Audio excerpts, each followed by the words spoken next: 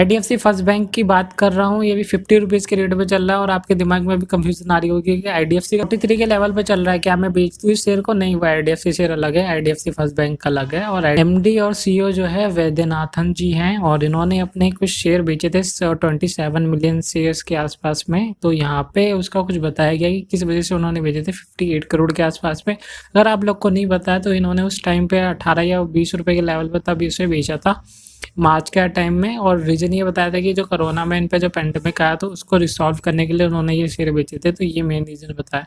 लेकिन अगर वो शेयर को होल्ड करके अभी तक रखते तो अप्रॉक्स उनकी डबल वैल्यू हो जाती, डबल से भी ज़्यादा हो जाती। अगर आप देखते उस टाइम पे अगर उन्होंने 58 करोड़ के आसपास बेचा था तो अभी मेरे ख्याल से 100 करोड़ के आसपास उस शेयर की वैल्यू होती।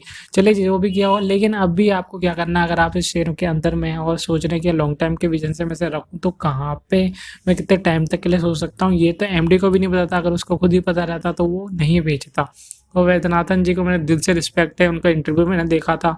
अगर आपने भी नहीं देखा तो जी न्यूज़ में जाके वहाँ पे आप देख सकते हैं इनका इंटरव्यू, उन्होंने काफ़ी चीज़ें डिस्क्राइब की है और बिल्कुल ग्राउंड टू लेवल बंदे हैं। और आपने भी अच्छे अच्छे कमेंट किए थे उसमें, तो उसके लिए भी दिल से रिस्पेक्ट है आप लोगों के लिए। आर्टिकल में पढ़ रहा था आईडीएफसी फर्स्ट बैंक से, तो वहाँ पे कहा जा रहा है कि हैवीली इन्वेस्टमेंट हो रही है, जहाँ पे इन्होंने क्वेश्चन मार्क लगाया कि यहाँ पे ज़्यादातर इन्वेस्टमेंट हो रही है इसके अंदर में। और ये सारी चीज़ों को मैं कवर करूँगा। इस आर्टिकल में मेनली बताया गया है कि जो इंस्टीट्यूशन है काफ़ी इनका रुझान आ रहा है, जिस हिसाब से मैनेजमेंट काम कर रही है और ये पूरा रिवाइव करके जो प्रोविजन और ये सारी चीज़ों को डिस्क्राइब करा है इन्होंने कि वहाँ से रिवाइव करने का काम कर रही है मैनेजमेंट, वो बहुत तगड़े तरह से कर रही है। तो इससे जो इंस्टीट्यूशंस है लॉन्ग टाइम के विजन से हिसाब से इसमें शेयर में रहना चाहते हैं। इंटरेस्टिंग चीज़ जो मैंने देखी वहाँ पे मैंने वॉल्यूम्स आते हुए देखे कुछ ये 7 जनवरी के आसपास में, जो कि काफ़ी अच्छे खासे वॉल्यूम के साथ में, अगर मैं मान के चलो 44 का लेवल यहाँ पे क्लियरली तौर पे हमारे लिए बनता है सपोर्ट का। और यहाँ से अगर ये सपोर्ट लेता है वो ऊपर की तरफ में खिंच जाता है तो ये फिर यहाँ से अच्छे खासे रेट में ऊपर की तरफ में निकल सकता है। आप इसके फंडामेंटल जानना चाहते हैं तो मैं कुछ चीज़ें क्लियर कर दूँ आप लोगों के सामने। जैसे मार्केट कैपिटल 27,000 करोड़ के आसपास में, इसकी कंपेरिजन हम करेंगे किससे, जाके आपकी रिजर्व एंड फिक्स एसेट से करेंगे। और जो इसके प्रोविजन और जो इन्होंने इनकम जो अर्न करी है उसको भी थोड़ा सा एनालाइज करके देखेंगे क्या ऐसे जस्टिफाई हो रही है कि अंडर परफॉर्म तो नहीं कर रही। लेकिन यहाँ पे स्टॉक पी रेशियो जो आप देख रहे हैं 66 के हिसाब से काफ़ी ज़्यादा दिखाई दे रही है। जो वैल्यूएशन के हिसाब से इसका रेट थोड़ा ज़्यादा चल रहा है, काफ़ी ज़्यादा वैल्यू चल रही है 27 के हिसाब से और करंट प्राइस 49 के हिसाब से चल रहा है। और इसने अभी हाईएस्ट 52 का मारा हुआ है रेट पे। अगर मैं रिटर्न ऑन कैपिटल की बात करूँ तो 5% के आसपास में रिटर्न ऑन इक्विटी, ऑब्वियस सी बात है डाउन के हिसाब से ये, जैसे पेंडेमिक को थोड़ा रिकवर होगा तो मेरे को लग रहा है यहाँ पे रिकवर होने की चीज़ है। तो अभी मेन चीज़ पे आ जाते हैं कि इसकी क्वार्टर रिजल्ट किस हिसाब से परफॉर्म करा। अभी जो 2020 का जो दिसंबर का आया वहाँ पे मैं रेवेन्यू देख रहा था तो अच्छी खासी ग्रोथ दिखाई है। लास्ट टाइम के अगर कंपैरिजन करें तो 3,900 के आसपास में थी, जो अभी इन्होंने 4,000 के आसपास में करी, जो कि अच्छी 100 करोड़ के आसपास अपना रेवेन्यू बढ़ाया है। और यहीं पे अगर मैं डायरेक्ट इनके प्रॉफिट पे आऊँ, जो कि कंपैरिजन करूँ लास्ट क्वार्टर के हिसाब से, तो 9 करोड़ था और अभी 137 करोड़, तो काफ़ी अच्छी ग्रोथ है। और क्या चाहिए हमें। और ईपीएस भी अच्छे खासे इनके बढ़ते हुए जाए 0.24 के हिसाब से। अगर मैं एनुअली के हिसाब से देखूँ थोड़ा सा तो 2020 में इनके कुछ ज़्यादा ही नेगेटिव में थे। अगर कंपैरिजन करूँ लास्ट 2019 से तो वहाँ पे नेगेटिव थे। अभी सरप्राइजिंग वाली चीज़ हो जाएगी जब 2021 में हमें रिजल्ट देखने को मिलेंगे वहाँ पे एनुअली, तो वहाँ पे एक सरप्राइजिंग चीज़ मिल सकती है। शायद ये चीज़ को कम होता हुआ हमें जो प्रॉफिट जो है नेगेटिव में वो कम होता हुआ शायद पॉजिटिव में भी दिख जाए। जिस हिसाब से क्वार्टर रिजल्ट आए हैं तो वैसे अगर हम उम्मीद कर रहे हैं अगर आएगा तो फिर ये शेयर यहाँ से बूस्टअप ईजी तौर पे ले जाएगा, जो कि दिख भी रहा है। अभी इसमें से दिखाया गया कंपाउंडिंग सेल जो ग्रोथ जो दिखाई है 3 साल की 24% के आसपास में दिखाई है।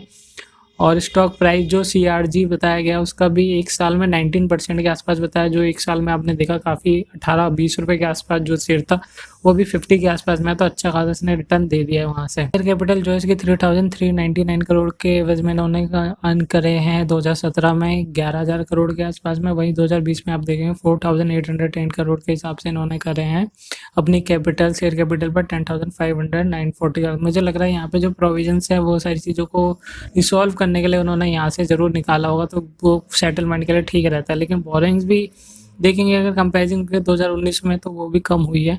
तो मुझे लग रहा है कि 2021 के जो रिजल्ट आएंगे उसमें भी अच्छी खासी चीज़ें देखने को मिलेगी। और अभी मैं इसके एसेट्स जो भी ठीक-ठाक है।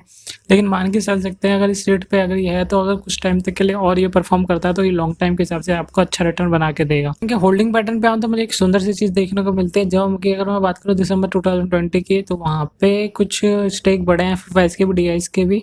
तो ये थोड़ा अच्छा चेंज हो रहे हैं कि अगर इसमें एफएफआई डिवाइस लॉन्ग टाइम के विजन से आए और आप लोग पब्लिक से शेयर उठाए तो काफ़ी ज़्यादा आपको बेनिफिट हो सकता है।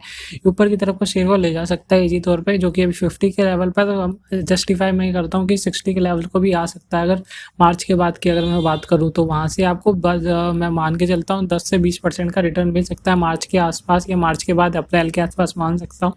तो आप 10 से 20% का रिटर्न इसमें देख सकते हैं मार्च से अप्रैल के बीच में। बात कर लेते हैं इसकी, जो आप अभी एंट्री करते हैं तो आपका कौन सा टारगेट होने चाहिए। अभी जो मैं देख रहा हूँ लास्ट टाइम इसने जो रेजिस्टेंस मारा था 56 के आसपास में रेजिस्टेंस मारा था, फिर वहाँ से नीचे की तरफ आ गया था ये, फिर 43 या 42 या 40 के लेवल के आसपास में ये आ गया था रेंज में फिर से। अगर ये वाला रेजिस्टेंस को तोड़ देता है, जो कि अब मान के चलिए अप्रॉक्स यहाँ से अगर मैं मान के चला तो 10% की ग्रोथ अगर मार देता है यहाँ से, तो एक अच्छी अपॉर्चुनिटी रहेगी। लेकिन अगर इसे तोड़ते हुए ऊपर की तरफ में निकल गया तो यहाँ से हम 70 के लेवल भी इजी तौर पे देख सकते हैं। लेकिन अभी आप यहाँ पे फ्रेश एंट्री करना चाह रहे हैं या फिर आपने पहले से एंट्री कर रखी है, तो मैं लोगों के लिए कुछ चीज़ें क्लियर कर दूँ। तो यहाँ पे आप 55 या 56 के लेवल पर कुछ क्वांटिटी अपनी कम कर सकते हैं। जैसे अगर आपने क्वांटिटी ले रखी है 100%, तो उसमें से 20 या 30% अपनी क्वांटिटी का प्रॉफिट बुक जरूर कर लें। अगर आप 43 या 44 या किसी भी लेवल पे हैं, अगर 50 से लेवल के नीचे में है तो आप कुछ क्वांटिटी अपनी 55 के लेवल पर कुछ कम कर सकते हैं। अगर यहाँ पे स्टेबल रहता है तो ठीक रहेगा। अगर आपने प्रॉफिट बुक कर लिया नीचे की तरफ में आया तो एक्यूमुलेट करने के लिए वो पैसा आपके काम आ जाएगा। अगर यहाँ से फिर ऊपर की तरफ में निकलना स्टार्ट हो गया तो आप यहाँ पे एक ब्रेकआउट देता है तो कुछ क्वांटिटी से, और जो सेल करे वहाँ पे कुछ शेयर और ले सकते हैं, तो वो आपको बेनिफिट कर जाएंगे। और जैसे जैसे एक्यूमुलेट होता रहेगा ये ऊपर की तरफ में शेयर जाता रहेगा।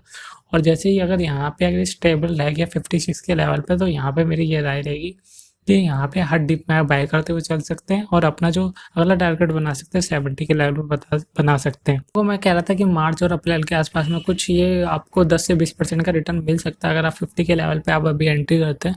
तो उन लोगों के लिए मेरा यही रहेगा कि आप थोड़ा सा रिजल्ट भी देखते रहिए और अपनी एंट्री ज़रूर सही तरीके से कीजिए, प्राइस एक्शन के हिसाब से कीजिए। अभी मैं मान के चल रहा हूँ अभी जो ये रेजिस्टेंस ने अभी मारा है तुरंत अभी 52 के आसपास का मारा है, और अगर ये 52 के लेवल के ऊपर तोड़ देता है तो ये फिर हम 55 या 56 के लेवल को भी देख सकते हैं इसी तौर पे। तो ये थोड़े से टारगेट रहेंगे आप लोगों के लिए, इस हिसाब से आप एंट्री बना के रखिए तो काफ़ी बेटर रहेगा आईडीएफसी बैंक, फर्स्ट बैंक के लिए। तो अभी इसमें जो मैं मैनेजमेंट के हिसाब से मान के चल रहा हूँ ये लॉन्ग टाइम की वजह से काफ़ी अच्छा परफॉर्म कर रही है, और अभी जिसके पास्ट ईयर के परफॉर्मेंस भी देख रहे हैं और मैनेजमेंट आके टाइम टू टाइम अपडेट भी कर रही है, तो ये काफ़ी अच्छा चेंज रहता है एक अच्छी मैनेजमेंट का होना। तो इसमें आप लॉन्ग टाइम के वजह से रह सकते हैं।